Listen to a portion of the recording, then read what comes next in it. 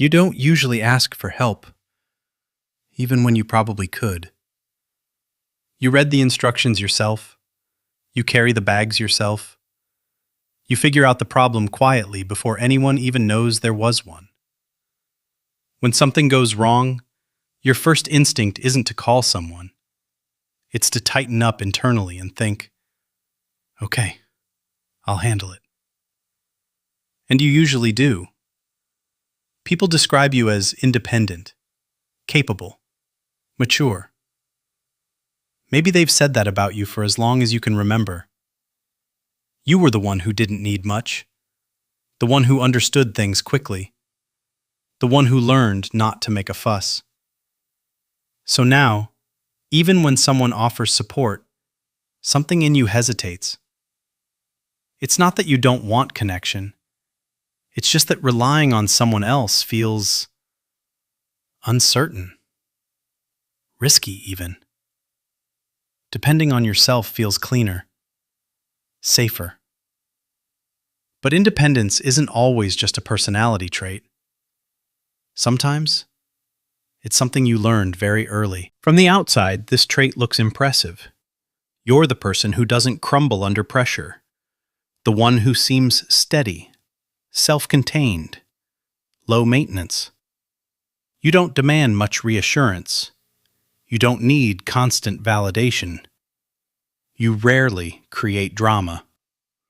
And in a world that values productivity and composure, that gets praised.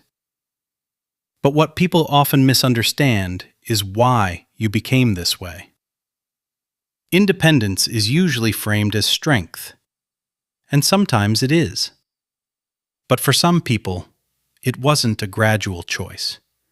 It wasn't a personality preference that slowly unfolded over time. It was an adjustment. There's a difference between enjoying autonomy and feeling safer when you rely on no one.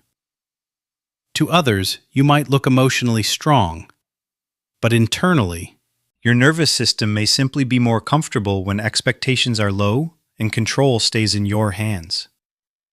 If you don't depend on anyone, you can't be disappointed. If you don't lean, you can't be dropped. If you handle it alone, you don't have to test whether someone will actually show up. That doesn't mean you don't value connection.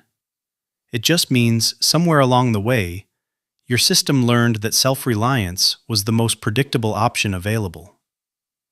And predictability, especially in childhood, feels like safety. When you're young, your brain is constantly scanning the environment for one thing above all else: consistency.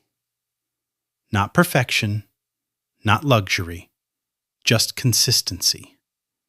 It wants to know, if I'm overwhelmed, will someone respond?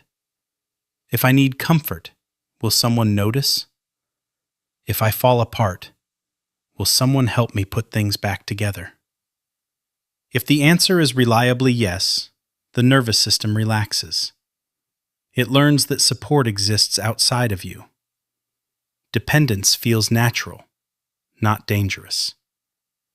But if the answer is unpredictable, sometimes yes, sometimes no, sometimes you're told you're too much, your brain adapts. It doesn't panic forever. It adjusts. Imagine your brain as a quiet strategist. It studies patterns. If it notices that expressing needs leads to disappointment, dismissal, or emotional burden on others, it starts rewriting the rules. New rule: don't need too much. New rule: handle it internally. New rule: become competent early. Self-reliance, in that context, isn't pride, it's efficiency. Your nervous system prefers the path with the least emotional risk. Depending on yourself becomes the most stable option available. You know your own follow-through. You trust your own response time. You've proven, over and over, that you will show up for yourself. Over time, this becomes identity. I'm just independent. I don't really need people. I'm better off handling things alone. But underneath that identity is a pattern your brain learned when it was small and paying very close attention. Children who grow up in environments where emotional support is inconsistent often develop what looks like early maturity. They regulate themselves quickly. They don't complain much.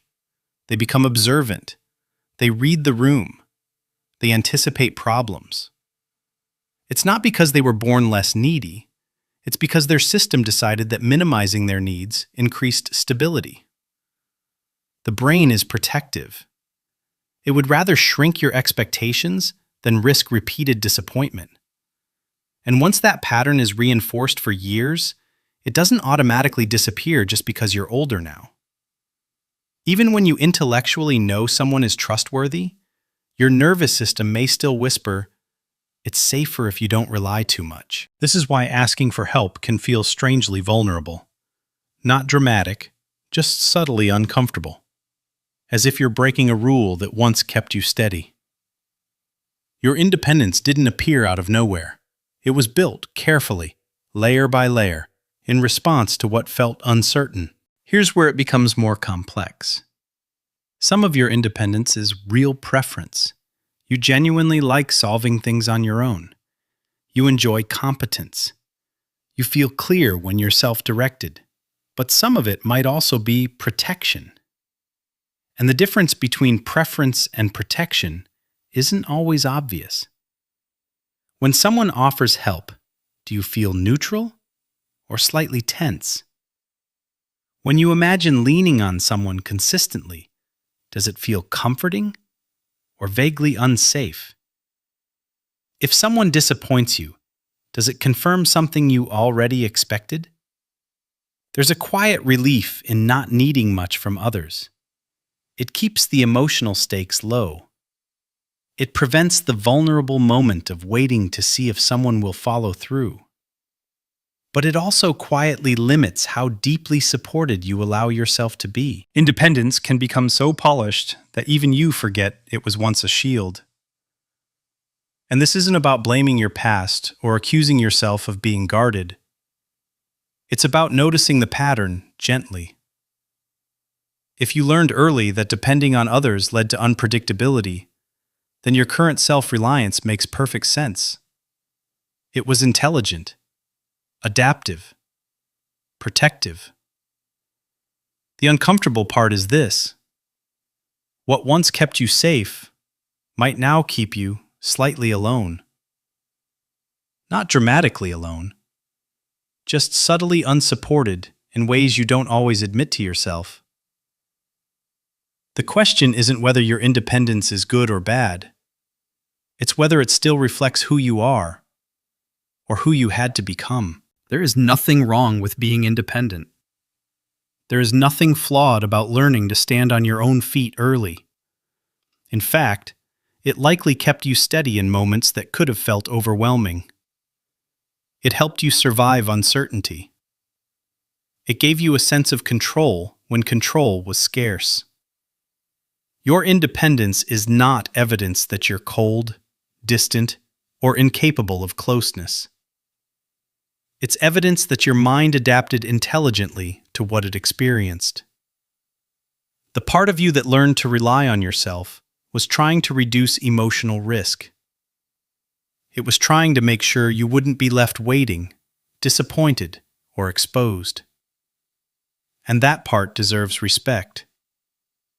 At the same time, you're not the same person you were when those patterns first formed. The world around you may not be identical to the one your younger nervous system was studying so carefully. Awareness doesn't mean forcing yourself to depend on others. It doesn't mean suddenly becoming someone who asks for help all the time. It simply means recognizing that your self-reliance was built for safety, not because you were born incapable of leaning. You are not broken for struggling to rely on others. You are someone whose system learned early that depending on yourself felt more certain. And understanding that changes the story. It moves you from self-criticism to clarity. If this felt familiar, you're not alone in it. There are many people who look strong on the outside and quietly carry the same pattern inside. Sometimes understanding is the first form of support, and sometimes that's enough to begin with.